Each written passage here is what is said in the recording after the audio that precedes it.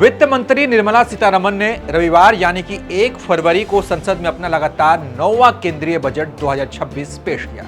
Budget 2025 में बिहार पर विशेष ध्यान दिया गया था क्योंकि राज्य में चुनाव होने थे। इसी तरह 5 साल पहले 2021 के बजट में पश्चिम बंगाल, तमिलनाडु, असम, केरल और पुडुचेरी पर केंद्रीय घोषणाएं शामिल थी। इस बार भी बजट में इन चुनावी राज्यों पर फोकस किया गया जहां इस साल अप्रैल में मतदान होना है। कपड़ा क्षेत्र, सड़क, रेल, इंफ्रा और रेयर अर्थ मेटल्स की माइनिंग से संबंधित कई घोषणाएं की गई हैं।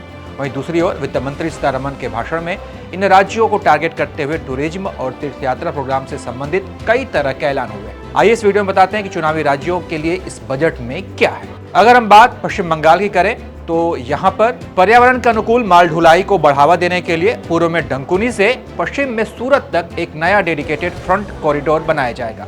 पूर्वोदय राज्यों में 5 पर्यटन स्थलों का निर्माण किया जाएगा और 4000 ई बसों की व्यवस्था की जाएगी। दुर्गापुर में एक सुव्यवस्थित केंद्र के साथ एक integrated East Coast industrial corridor को विकसित किया जाएगा। अगर बात तमिलनाडु की करें तो यहाँ पर मिनरल समृद्ध राज्यों ओडिशा, केरल, आंध्र प्रदेश और तमिलनाडु को महत्वपूर्ण मिनरल फैसिलिटीज की स्थापना में सहायता प्रदान की जाएगी। शहरों के बीच विकास को जोड़ने वाले 7 हाई स्पीड रेल कॉरिडोर भी विकसित किए जाएंगे जिनमें मुंबई से पुणे, पुणे से हैदराबाद, हैदराबाद से बेंगलुरु, हैदराबाद से चेन्नई, चेन्नई से बेंगलुरु, दिल्ली से वाराणसी और वाराणसी से सिलीगुड़ी शामिल है। पुलकित झील और तमिलनाडु और आंध्र प्रदेश की सीमावर्ती क्षेत्रों में पक्षी अवलोकन के लिए मार्ग विकसित किए जाएंगे। केरल और असम को क्या मिला है हम आपको यह भी बताते हैं। खनिज संपदा से समृद्ध राज्यों ओडिशा, केरल, आंध्र प्रदेश, तमिलनाडु को महत्वपूर्ण खनिज सुविधाओं में स्थापना में सहायता देने का प्रस्ताव रखा गया है।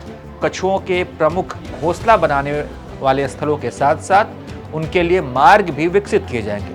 अगले 5 सालों में दूसरे और तीसरे टियर के शहरों में जिनमें मंदिर नगर असम भी शामिल है बुनियादी ढांचों को मजबूत करने के लिए 20,000 करोड़ रुपए का आवंटन किया गया है। वित्त मंत्री निर्मला सीतारमण ने चुनावी राज्यों को यह तोहफा दिया है। बाकी आप इस पर क्या सोचते हैं, आप इससे कितना संतुष्ट हैं, क्या आपको लगता है कि ये पर्याप्त है या नहीं है? क्या सोचते हैं अपनी राय कमेंट कर बताइए। देखते रहिए आप ABP live. I present the budget for the year 2026-2027.